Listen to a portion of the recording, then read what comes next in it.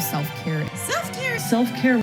Self-care. Self-care. Okay, picture this. It's Thursday night and you have a project due for school and it's due on Friday, which is tomorrow. I mean, you've already got most of the work done. You just need to add like a few more touches to it. But instead of finishing it, you decide to catch up on your new favorite show because you had a really long day today and you really deserved it. And after all, that is a form of self-care, right? What began in the 1950s through a civil rights movement has evolved into a massive current day movement. Self-care refers to activities and practices we engage in on a regular basis to reduce stress and maintain and enhance our short and long-term health and well-being. Self-care is necessary for your effectiveness and success in honoring your professional and personal commitments. A really good self-care covers all areas of health, including mental, physical, spiritual, and emotional health. Nowadays, society makes it seem like self-care is one of the most important and necessary things you have to do to survive. But honestly, I'm kind of questioning self-care. The actual meaning of self-care has gotten so lost in translation and has just been pushed to this extreme degree. Sometimes I have to really ask myself, is this really self-care or is it just a stupid excuse of doing what I want instead of doing what I actually need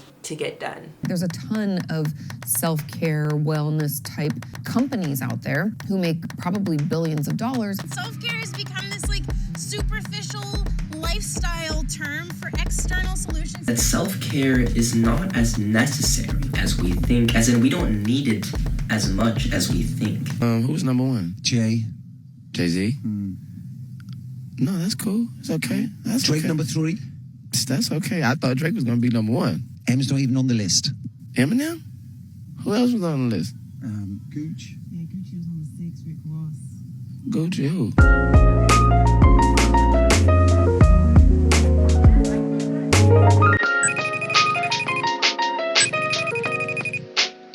Hey guys, and welcome back to my channel. Once upon a time, before the world of social media and peer pressure, the term self-care literally meant care of self. It consisted of performing things such as one's low-risk medical treatments like insulin shots or exercising. But today's image and hashtag-driven culture points us to a new definition of self-care. Prolonged, pleasurable time resting in peace, happiness, and beauty. Spending $500 on the world's best facial, taking days off work or skipping school in order to get in some well-deserved time. Now, is that necessarily bad? Is it wrong to go an extra mile to take care of yourself? Is it selfish to make it a point to have contentment and clarity in your life? It shouldn't be, yet we as a society are manipulating it into a toxic and unhealthy culture, which heavily consists of using the excuse of mental health and wellness to indulge on whatever physical or mental things we want out of life. I could be on a 3-month diet because I want to cut out sugar, yet one day I have a piece of chocolate cake because I say I really deserved it. And eating food is taking care of my happiness, thus is a form of self-care. So it's like, where do we draw the line? Because I can understand your reasoning as to why, you wanted happiness and you wanted that dopamine rush, but at the same time, you didn't make a commitment to eat healthy and not eat sugar. I mean, honestly, I just think we as a society are just getting a little bit more lazy and selfish. Why do we always think we deserve something for nothing? Wow, you had a really long day at work. That doesn't mean that you deserve something. That means that you did your job well. Or dang, you had a really bad day today. Are you just gonna make it worse by ruining your diet and doing something that you know you shouldn't be doing and then just covering it up and saying it was self-care? I often find other people and myself coming up with stupid excuses as to why we deserve something. I worked out today, so I deserve to binge watch my favorite TV show rather than cleaning. I turned in my paper on time, so I deserve to stay up late. I mean, at this rate, we're gonna be coming up with the most ridiculous statements. I brushed my teeth today, so I deserve an extra hour to scroll on TikTok. I looked both ways before crossing the street, so I deserve to sleep in.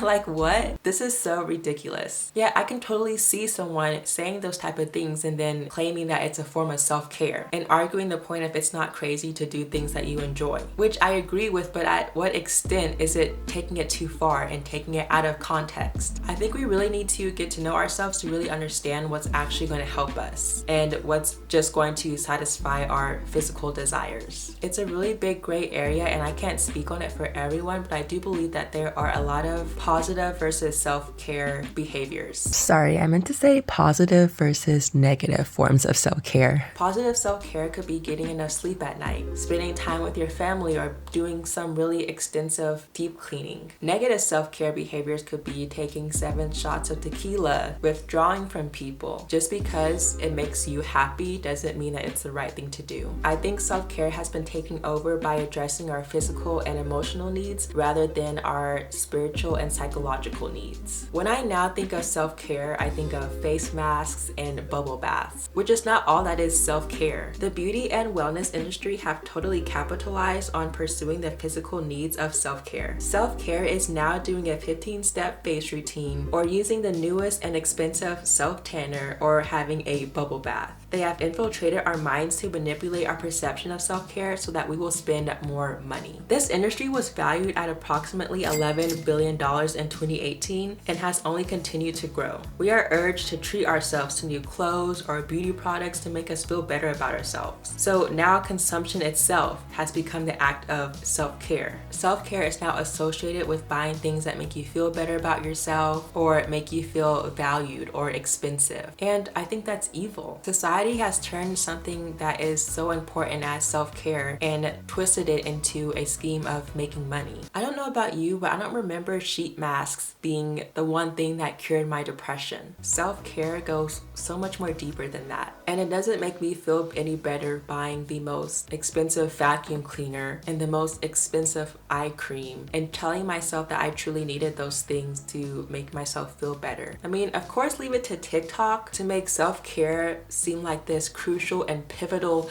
moment in our lives that we have to have, and if we don't incorporate it in the right way, then we're screwed. Not to mention that half of these TikToks being made are just sponsored posts from influencers and beauty gurus, and they're getting paid to persuade us to buy that lip mask or multicolored scrunchie. I'm betting to think that they don't care as much as self-care as we think they do. When you see these advertisements of people saying that the only efficient way to work out is with this fabletics workout set, I would seriously take that with a grain of salt. Am I saying that it's wrong to spend money on self-care? Of course not. But if I don't spend money, that doesn't mean that I'm doing anything wrong. A big form of self-care that most of us tend to skip out on is mental awareness. Being informed and well educated about things we as humans tend to struggle with as a whole is so important when it comes to evolving not only within ourselves, but for each other. So instead of normalizing $75 baths, let's normalize being mentally sound, healthy, and up to date about issues that we as a society are having to deal with as a whole. We feel all this pressure from social media to have the best and expensive robes and furniture and clothing, and for what? Because I know it's not anything that's going to provide me with long-term benefits. I mean, sooner or later that $45 body scrub is going to run out and you're still going to be feeling the same way you did last week. That expensive natural gluten-free spray tan is not going to last forever. Before we decide to eat that last slice of cheesecake or spend $15 on a nail polish, let's ask ourselves, is this really self-care, or is this something that's just satisfying my physical and emotional needs? Because the rabbit hole goes so deep with self-care, and in order to really practice it, you need to actually know yourself in order to better yourself.